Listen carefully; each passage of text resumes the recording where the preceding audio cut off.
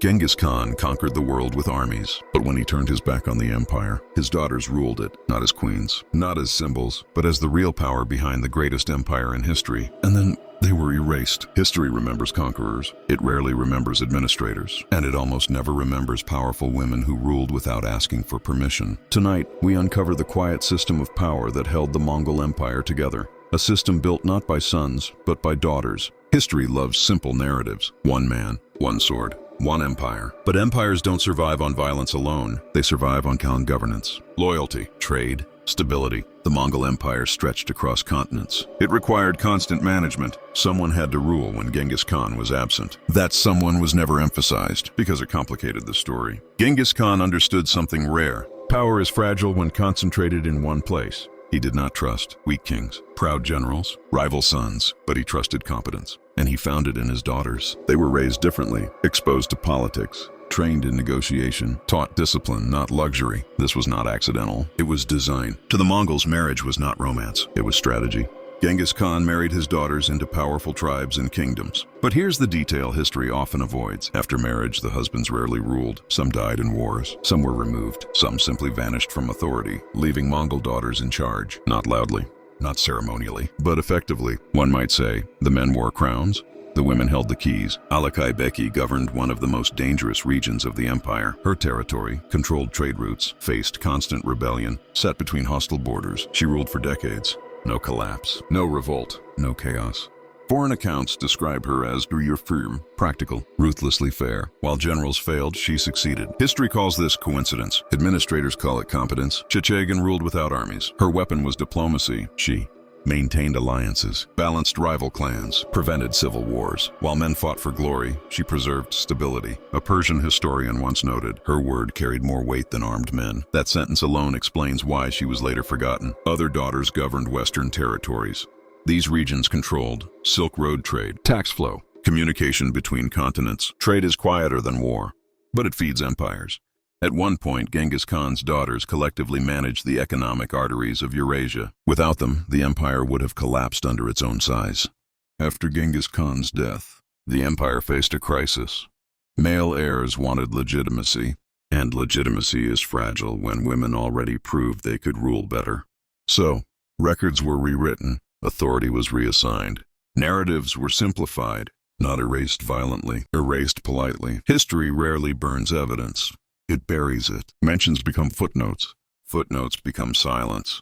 Yet traces remain. Persian chronicles, Chinese administrative records, foreign travelogues, enough to confirm one truth. These women existed. They ruled, and they were effective. If Genghis Khan trusted his daughters with an empire, what does that say about prepper, leadership, and the stories we choose to remember?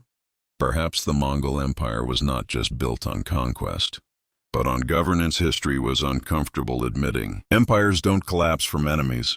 They collapse from succession.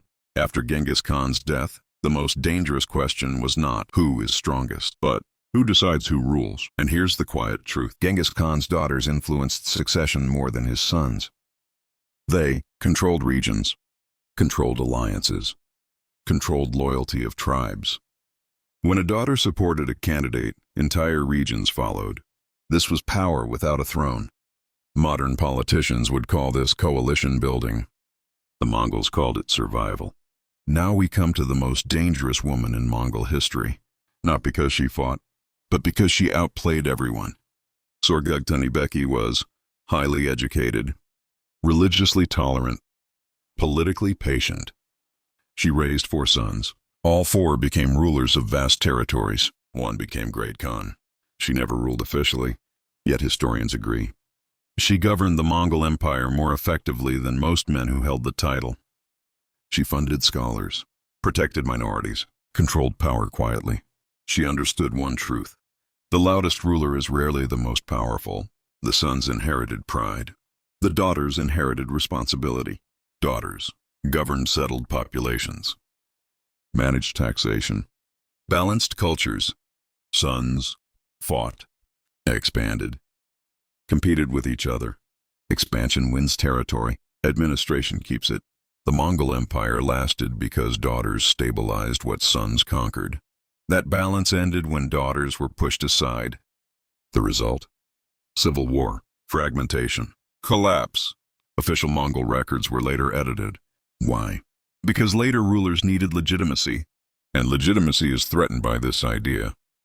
Women ruled better, so names were shortened. Roles were minimized. Achievements were attributed to men, not erased, blurred, a subtle form of historical censorship, perhaps the most effective kind. Chinese officials wrote privately, "The women of the Khanate govern wisely."